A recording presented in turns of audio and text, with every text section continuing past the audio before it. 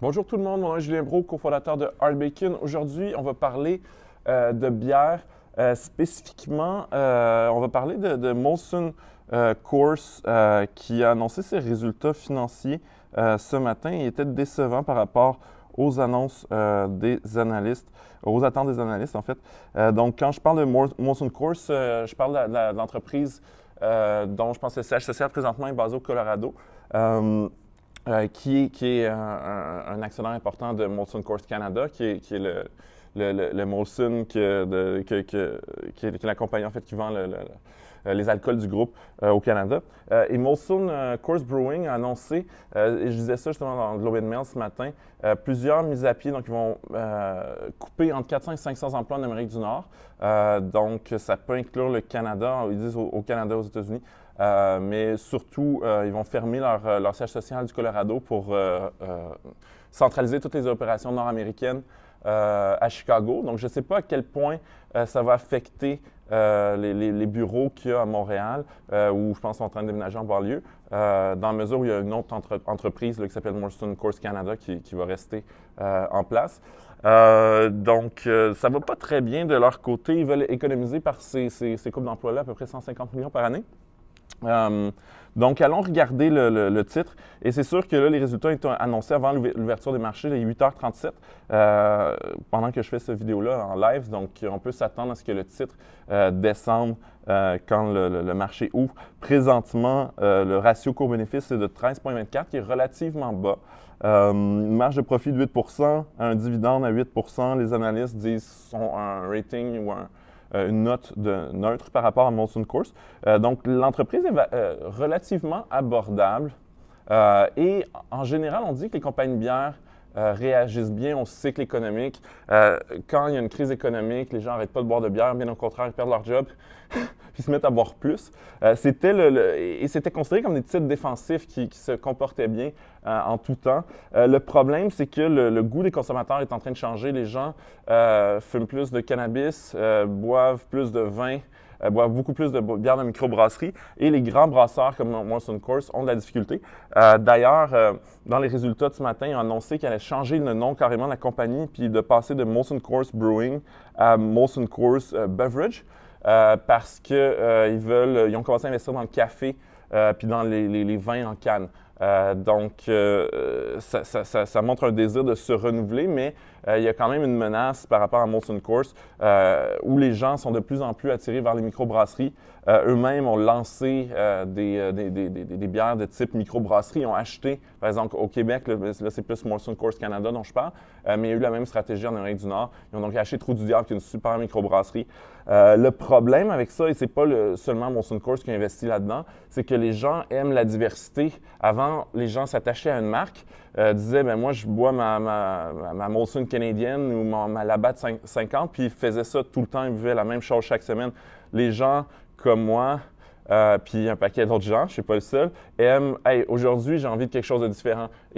Donc c'est un peu comme si McDonald's essayait de racheter des petits restaurants bien cotés sur Yelp pour remonter la pente parce que les gens délaissent les fast-foods. Le problème, c'est qu'une fois que tel restaurant est passé de mode, on passe au suivant. Donc en tout cas, c'est intéressant. Donc il y a une menace, mais en même temps, on parle d'une entreprise pas très chère qui techniquement résiste bien aux aléas économiques.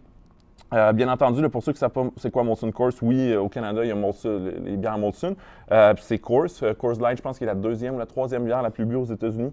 Donc, c'est une compagnie intéressante, mais regardez ça aller aujourd'hui. Les résultats étaient en deçà des attentes, donc ça devrait baisser un peu. Allons voir Molson Coors Canada maintenant, dont les résultats devraient être quand même influencé parce que c'est une compagnie sœur, mais c'est pas la même compagnie. Donc, TPX, qui est le symbole boursier de Molson Coors Canada. Donc, allons voir qu'est-ce qui se passe avec Molson Coors Canada. Au niveau du ratio court-bénéfice, on paye beaucoup plus cher. On a moins de dividendes. Et on a à peu près la même marge de profit. Donc, c'est intéressant là, de voir pourquoi. Mais c'est sûr que juste au vu de ces chiffres-là, puis il y a peut-être des résultats extraordinaires, donc il faudra les vérifier, mais au vu de ces chiffres-là, c'est sûr que Molson Coors est plus intéressant, surtout qu'en achetant Molson Coors, on s'expose aux résultats de Molson Coors Canada de toute façon. Sinon, il y avait une couple d'autres entreprises que je voulais aller voir. Constellation Brand, qui est propriétaire de Corona. Et Constellation a fait un move similaire. Là, je me souviens plus c'est quoi le symbole de Constellation. C'est STZ, c'est pas très instinctif. STZ, Constellation Brand. Eux, ce qu'ils ont fait, c'est qu'ils ont mis un montant d'argent, ils ont acheté à peu près 40% de Canopy Growth, dont le symbole boursier est Weed, qui est probablement le plus gros producteur légal là, de marijuana. La valeur de Weed a diminué de manière considérable depuis qu'ils ont fait l'investissement. Donc, c'était à date, c'est un mauvais investissement pour eux, mais c'était leur moyen de se renouveler en disant bien, il y a un changement des plus jeunes consommateurs qui vont consommer plus de pot. Potentiellement, ça va être légalisé aux États-Unis au niveau fédéral. Potentiellement, et le mot au niveau étatique, ça l'est, mais ce n'est pas encore tout à fait légal. Donc, ils se positionnent en se disant, bien, les gens changent, nous, on va investir dans le pot pour se changer. Donc, tous les grands brasseurs industriels sont en train de se réinventer.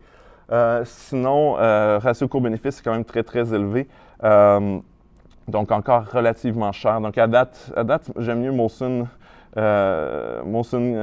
Coors puis Molson Beverage de ce qu'on a regardé. Sinon, on peut aller regarder, et ça, c'est difficile à dire, c'est une autre brasserie. Mais j'ai du mal à dire si c'est Boston Beer Company, c'est SAM. Sam, puisque leur bière la plus populaire, c'est Sam Adams. Mais le nom de la compagnie, c'est Boston Beer Company. Eux, en fait, c'est une microbrasserie gigantesque à la taille du Canada, probablement qui produisent autant que Molson Canada, mais c'est une microbrasserie, c'est une capitalisation quand même de 4,5 milliards et ils produisent quand même une gamme de bières Sam Adams à toutes les saveurs, mais ça reste quand même un business de volume avec une bière quand même un peu plus raffinée. Ratio court-bénéfice de 42, donc encore une fois, on paye assez cher. Donc c'est à peu près ce que je voulais vous montrer ce matin. Donc, pour regarder au niveau des bières, à date, justement, peut-être regarder jusqu'à quel point le titre de Molson va descendre. S'il descend trop bas aujourd'hui, il pourrait être intéressant. À date, c'est celui que je trouve le plus intéressant. Et c'est positif aussi en tant qu'investisseur de voir qu'ils réfléchissent à l'avenir, qu'ils savent qu'ils sont dans une situation où les parts de marché des grandes bières là, qui ne goûtent rien vont diminuer. Donc c'est à regarder aujourd'hui. Le titre devrait baisser à l'ouverture des marchés. Donc, c'est à peu près ça. Si vous investissez en bourse, je vous invite à télécharger RBakin sur Google Play, le App Store. Ça vient avec 14 jours d'essai gratuit. Ça se connecte à vos comptes d'investissement. Ça vous fournit on a des comptes de pratique si vous voulez tester des théories sur le marché boursier, mais surtout, on se connecte à vos comptes puis on vous montre, on analyse votre portefeuille, on calcule vos rendements, puis on a un outil de recherche puis des données super.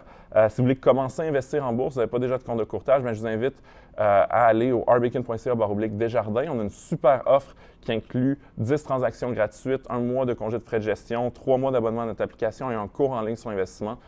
Donc, allez-y, les liens sont à côté de la vidéo. Sur ce, bonne journée.